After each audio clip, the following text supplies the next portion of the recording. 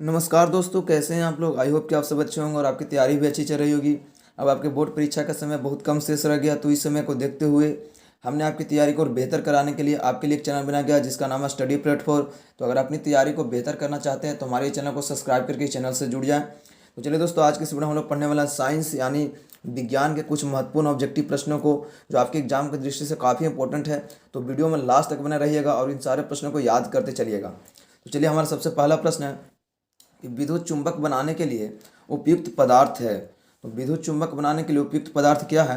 Right option हो जाएगा ए, नरम लोहा। नरम लोहा से विद्युत चुंबक बनाया जाता है। अगला प्रश्न है कि किसी विद्युत धारा के सतत तथा बंद पथ को क्या कहते हैं। किसी विद्युत धारा के सतत तथा बंद पथ को क्या कहते हैं। राइट ऑप्शन हो जाएगा ए, विद्युत परिपथ कहा जाता है। अगला प्रश्न हमारा है कि विद्युत धारा के तापीय प्रवाह का उपयोग किसमें नहीं होता है। तो विद्युत धारा के तापीय प्रवाह का उपयोग किसमें नहीं होता है। राइट ऑप्शन हो जाएगा ऑप्शन डी, विद्युत पंखा में। ठीक है। हमारा अगला प्रश्न है, किसी धारा की चाल प्रकाश के चाल में क्या संबंध है। तो विद्युत धारा की चाल प्रकाश के चाल में क्या संबंध है। राइट ऑप्शन हो जाएगा क्या, ऑप्शन ए, दोनों की चाल समान होती है। चलिए, हमारा अगला प्रश्न है कि किसी विद्युत परिपथ में इकाई धनावेश को एक बिंदु से दूसरे बिंदु तक ले जाने में किए गए कार्य को मापा जाता है। तो किए गए कार्य को किसमें मापा जाता है। राइट ऑप्शन हो जाएगा ऑप्शन बी, के विभवांतर से। क्या हो जाएगा, विभवांतर से मापा जाता है। हमारा अगला प्रश्न है कि वह विद्युत धारा जो तार की प्रति मीटर लंबाई के लिए 2 × 10⁻⁷ न्यूटन बल उत्पन्न करती है, वह धारा क्या होती है। तो क्या हो जाएगा, वह विद्युत धारा जो तार की प्रति मीटर लंबाई के लिए 2 × 10⁻⁷, क्या है, 10⁻⁷ न्यूटन बल उत्पन्न करती है, वह क्या होती है। तो राइट ऑप्शन हो जाएगा ऑप्शन ए, 1 एम्पियर होती है। तो चलिए, हमारा अगला प्रश्न है, इस 6 वोल्ट बैटरी से गुजरने वाले एक कूलाम आवेश को कितनी ऊर्जा दी जाती है। तो इसका सही जवाब हो जाएगा ऑप्शन बी, 6 जूल ऊर्जा दी जाती है। क्या हो जाएगा, 6 जूल इसका बिल्कुल सही जवाब हो जाएगा। तो चलिए, हमारा अगला प्रश्न है कि इलेक्ट्रॉन पर आवेश होता है। तो इलेक्ट्रॉन पर कितना आवेश होता है। राइट ऑप्शन हो जाएगा सी, 1.6 × 10⁻19 कूलाम। क्या हो जाएगा, 1.6 × 10⁻19 कूलाम होती है। तो चलिए, हमारा अगला प्रश्न है कि समांतर क्रम में संयोजित 10 प्रतिरोधों को जिनमें से प्रत्येक का मान 10 ओम है, तो समतुल प्रतिरोध क्या होगा। तो समतुल प्रतिरोध क्या होगा, जब भी समांतर क्रम में होता है तो क्या करते हैं हम, 1 करके जोड़ा जाता है हमें।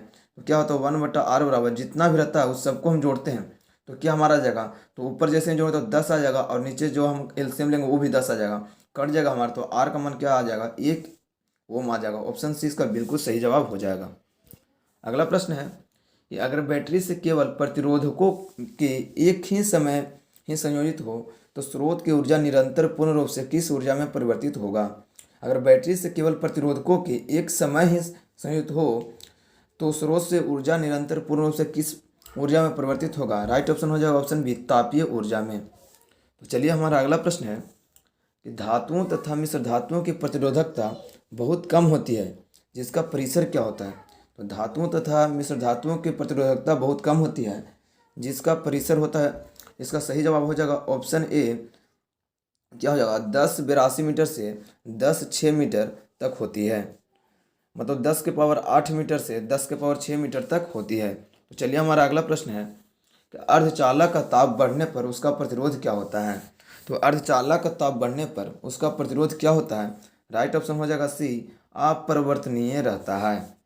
चलिए, हमारा अगला प्रश्न है, यदि चांदी के तार का ताप बढ़ाया जाए तो उसका प्रतिरोध क्या होगा। यदि चांदी के तार का ताप बढ़ाया जाए उसका प्रतिरोध क्या होगा। तो राइट ऑप्शन हो जाएगा क्या, ऑप्शन ए, बढ़ेगा। क्या हो जाएगा, बढ़ेगा। तो चलिए, हमारा अगला प्रश्न है कि यदि R1 तथा R2 दो प्रतिरोध समांतर क्रम में जुड़े हैं तो समतुल प्रतिरोध होगा। तो समतुल प्रतिरोध क्या होगा, ऑप्शन क्या हो जाएगा, ऑप्शन ए, मतलब प्रत्येक से कम होगा। क्या हो जाएगा, प्रत्येक से कम होगा। अगला प्रश्न है, यदि 4 समान प्रतिरोधों को श्रेणी क्रम में जोड़ा जाता है तो उनका तुल्य प्रतिरोध 20 ओम होता है, तो प्रत्येक प्रतिरोध क्या होगा। तो प्रत्येक प्रतिरोध का मान क्या होगा, ऑप्शन ए सही हो जाएगा, 5 ओम। क्योंकि 5 ओम पे जब 4 प्रतिरोध जोड़ेंगे तो 20 ओम हमारा समतुल प्रतिरोध हो जाएगा। अगला प्रश्न है कि धातुओं में धारावाहक होते हैं। तो धातुओं में धारावाहक क्या होते हैं। राइट ऑप्शन बी है, मुक्त इलेक्ट्रॉन इसका बिल्कुल सही जवाब हो जाएगा। अगला प्रश्न है, एक बल्ब से 1 मिनट में 120 कूलाम आवेश प्रवाहित हो रहा है, तो विद्युत धारा ज्ञात करें। तो एक बल्ब से 1 मिनट में 120 कूलाम आवेश प्रवाहित हो रहा है, तो विद्युत धारा क्या होगा? ऑप्शन बी इसका सही जवाब हो जाएगा। क्या क्या हो जाएगा यहाँ पर? Option B 2 ampere. क्या हो जाएगा? 2 एम्पियर। कैसे करेंगे 2 एम्पियर? तो यहाँ पर हमारा जो भी होता है C/टी होगा, तो हमारा C का मान कितना दिया हुआ? Q का मान Q/T होता था, Q का मान दिया हुआ 120 और T का मान 1 मिनट है, तो यहाँ पर 60 सेकंड लिख सकते हैं। तो 60 दूनी 120 यानी 2 एम्पियर इसका बिल्कुल सही जवाब हो जाएगा। अगला प्रश्न है, किस उपकरण में धन और ऋण का चिन्ह नहीं होता है? तो किस उपकरण में धन और ऋण का चिन्ह नहीं होता है? ऑप्शन सी यानी कुंडली में धन और ऋण का चिन्ह नहीं होता है। तो चलिए हमारा अगला प्रश्न है कि लंबाई बढ़ाने से तार का प्रतिरोध क्या होता है? तो लंबाई बढ़ाने से तार का प्रतिरोध क्या होता है? ऑप्शन ए इसका बिल्कुल सही जवाब है, बढ़ता है। क्या हो जाएगा? बढ़ता है। तो चलिए दोस्तों, आशा करते हो कि इन सारे प्रश्नों को आप लोग याद कर लिए होंगे। अगर वीडियो पसंद है तो वीडियो को लाइक कर दीजिए। चैनल पर पहली बार जुड़े थे तो चैनल को सब्सक्राइब कर लीजिए, क्योंकि हमारे चैनल पर बिहार बोर्ड मैट्रिक परीक्षा की तैयारी कराई जा रही है। तो प्लीज़ हमारे चैनल को सब्सक्राइब करके चैनल से जुड़ जाए। तो चलिए हम मिलते हैं अगली वीडियो, तब तक के लिए जय हिंद, जय भारत।